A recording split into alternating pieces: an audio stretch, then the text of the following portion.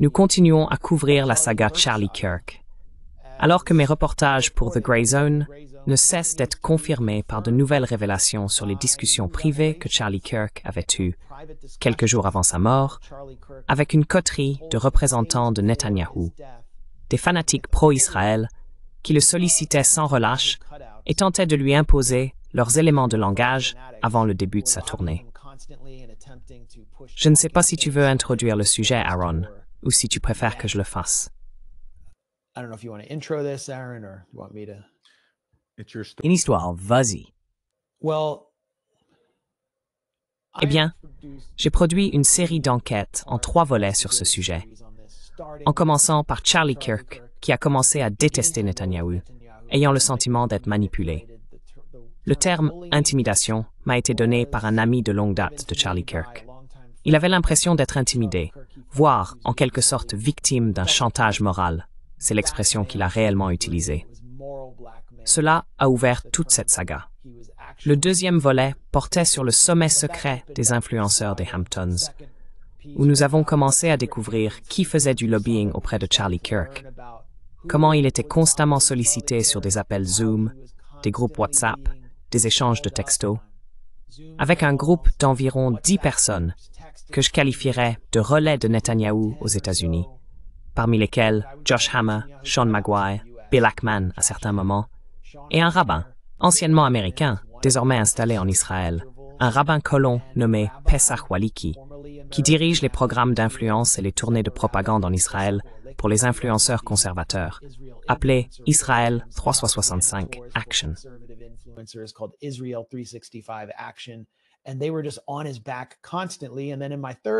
Et ils étaient constamment sur son dos.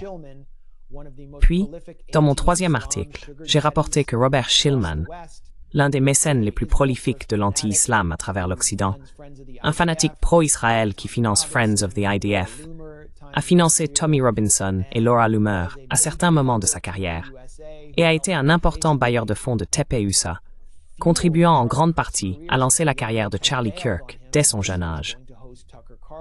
L'avait lâché parce qu'il allait inviter Tucker Carlson à un événement de TPUSA.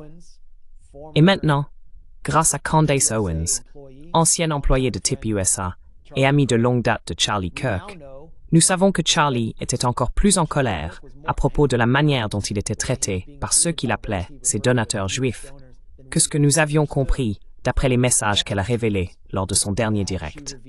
Et là, elle a vraiment lâché une bombe. Ajoutez à la scène ce qui se passe. Charlie, encore une fois.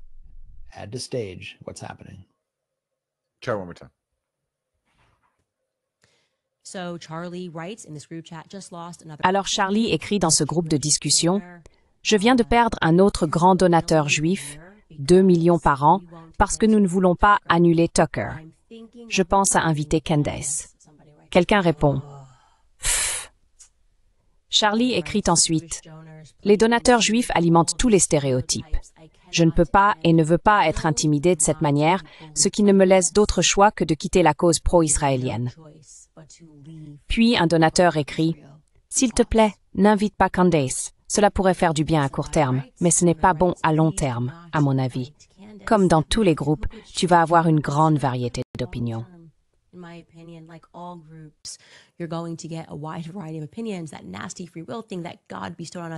Ce fichu libre arbitre que Dieu nous a accordé rend la vie frustrante parfois, peut-être une fois que la poussière sera un peu retombée. Donc encore une fois, cela se passe 48 heures avant l'assassinat de Charlie Cooper. Il était très clair et très explicite, et il n'a pas reculé ni lors de cette réunion dans les Hamptons, sur laquelle ils mentent tous, ni dans ce fil de messages. Je ne vais pas révéler les noms des 7 autres. En fait, tu sais quoi? Je ne suis pas d'accord avec moi-même d'il y a 4 secondes. Ajoutons simplement Josh Hammer pour le plaisir. Il est sur cette discussion. D'accord?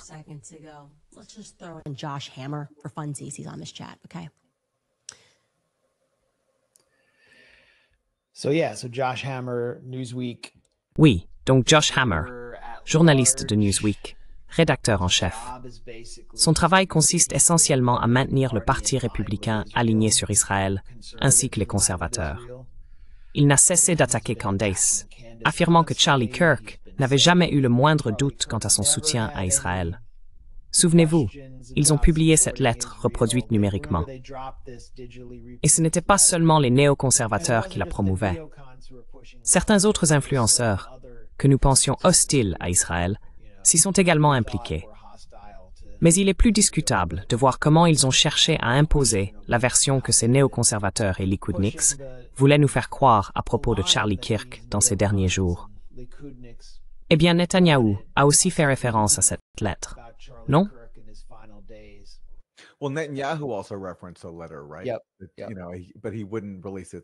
il ne voulait pas en révéler le contenu. Parce que Netanyahou, en réalité, eh bien, nous avons maintenant la lettre complète, juste pour être sûr. Oui, mais Netanyahou voulait vraiment faire passer le message qu'il était proche de Charlie Kirk et que Charlie Kirk avait soutenu Israël jusqu'au bout.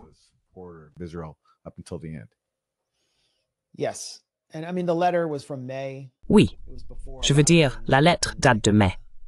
C'était avant que beaucoup de choses ne se produisent, comme le sommet où Tucker et l'humoriste Dave Smith étaient sur scène. Et tu sais, Epstein a été qualifié d'agent du Mossad. Et Charlie Kirk a commencé à subir d'énormes critiques. C'était avant le sommet des influenceurs dans les Hamptons, où Charlie Kirk s'est fait crier dessus par la fanatique sioniste britannique Natasha Hausdorff. Et c'était avant tous ces échanges, qui, je pense, ont eu lieu 2 jours avant la mort de Charlie Kirk, que nous venons de voir Candace Owens publier. Et maintenant, ces messages textes, bien que la plupart soient anonymes, sauf le nom de Josh Hammer qui a été révélé, Andrew Colvett, qui est en gros le responsable de la communication de TIP-USA, les a confirmés comme authentiques.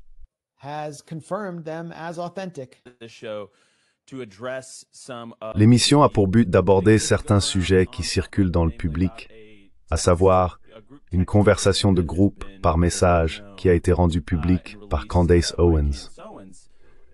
Je veux simplement en parler directement, car c'était bien une capture d'écran que j'avais partagée, donc elle est authentique. Et je veux en discuter, car je suis en réalité très heureux que la vérité soit désormais connue.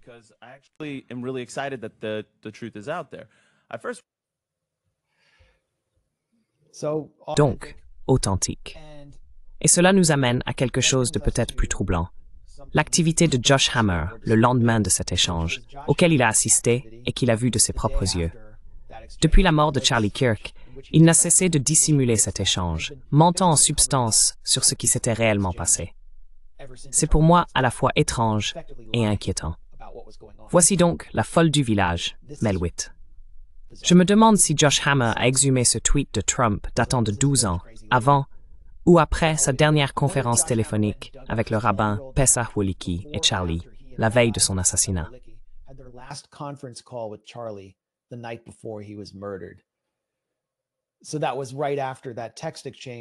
C'était donc juste après cet échange de messages, où Charlie Kirk dit qu'il en a fini d'être pro-Israël et qu'il en a assez d'être harcelé par des donateurs juifs. Il est 9h25. Josh Hammer répond « C'est basé », puis ressort un tweet de Donald Trump datant de 2013 disant qu'il devrait y avoir des exécutions publiques pour que tout le monde voit.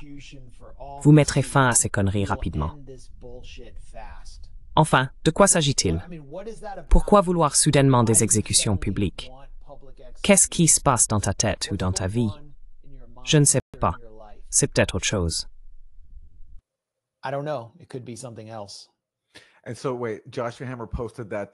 Attends, donc Josh Hammer a publié ça la veille du meurtre de Charlie Kirk? Oui. Donc l'implication serait qu'il faisait genre un avant-goût, enfin, c'est un peu tiré par les cheveux pour moi parce que ce serait quand même assez... Eh bien, j'ai pas dit ça. C'est juste bizarre. Ouais, évidemment que c'est bizarre, ces gens sont des cinglés. Et ça montre que Josh Hammer est, tu sais, un fanatique pro-Israël, donc il va poster des trucs étranges, mais relier ça, d'accord.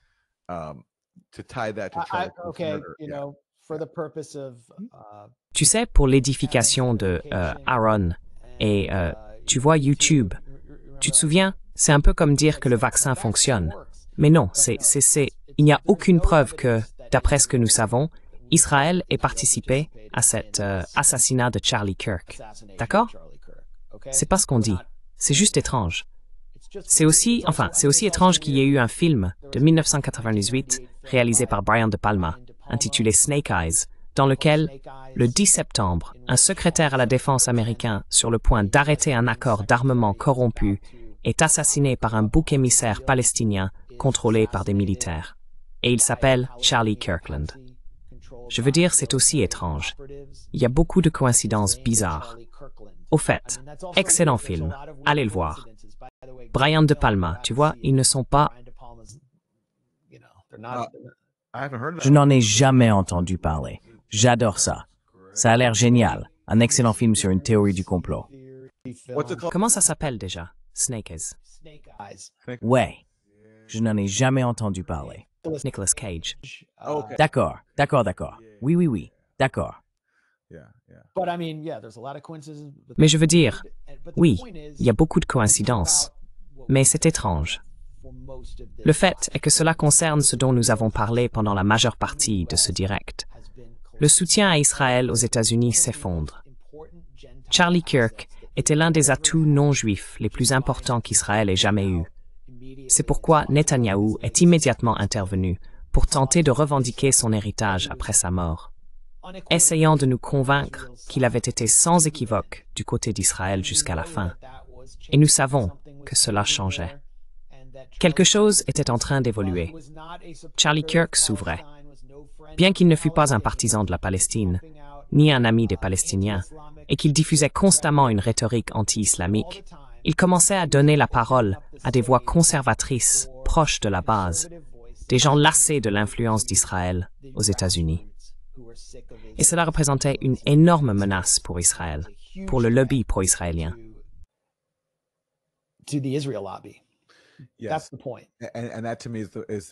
C'est exactement ça. Et c'est à mes yeux ce qui rend ton récit si important. Que tu exècres ou non la droite américaine et trouves toutes ces positions détestables, si tu tiens à mettre fin au génocide à Gaza, tu dois au moins reconnaître l'importance de la division qui existe au sein de cette coalition, représentée par des figures comme Tucker Carlson, Marjorie Taylor Greene et Candace Owens. Si nous voulons mettre fin au génocide, cette fissure, cette source de tension, à laquelle Charlie Kirk, d'après tous tes reportages, participait au moins en partie, dans la mesure où il ne suivait pas totalement ses donateurs pro-israéliens au point qu'il menaçait son financement, est essentielle.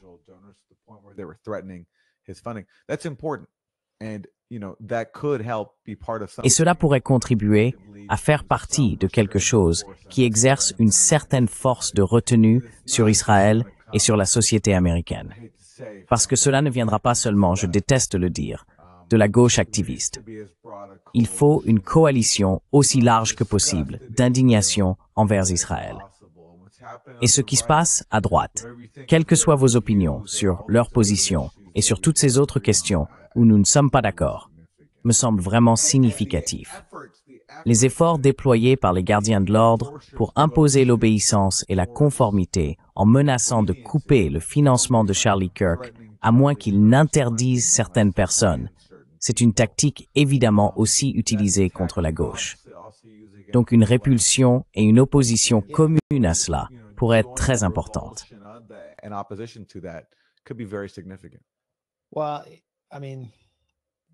Eh bien, je veux dire, je pense que tu parles de la gauche sectaire, professionnelle, qui ne voudrait jamais, par exemple, déjeuner avec Tucker Carlson.